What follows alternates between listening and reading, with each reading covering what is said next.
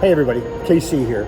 So this week you're actually getting two videos from the Stamford Town Center because it ends up that one of the few retailers where in the Stamford Town Center, the mall in Stamford, Connecticut, where there's a retail name that you would recognize, it's Barnes & Noble.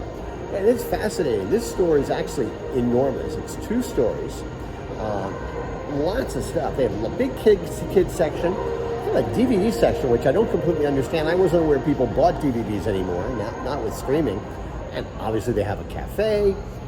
Listen, they got a lot of space, a lot of books, not a lot of customers as I'm in there, but that doesn't mean they can't get a lot of customers at certain times of year.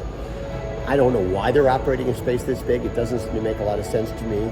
But I have to tell you, as I'm walking along, I saw a woman who's walking with her 2 kids. It was a mom. She's walking with her 2 kids to the bookstore. And one of the kids turned to the mom and said, "Mom, what's your favorite book?" And she said, "Gee, I don't know. I'll have to think about that." And they went off and they were talking. I didn't hang around with that. Would be a little creepy. But I thought, what a great question. Mom, what's your favorite book?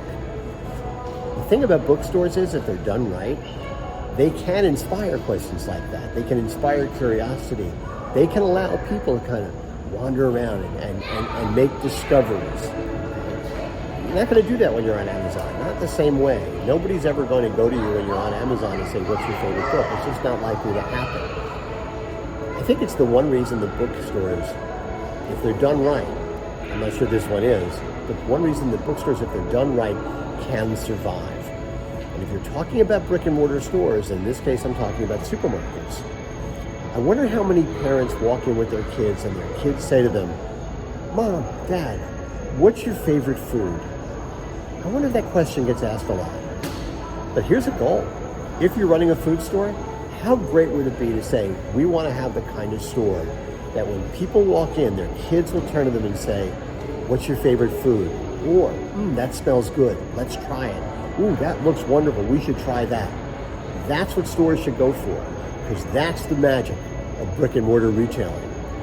But the thing about magic is, it doesn't happen on its own.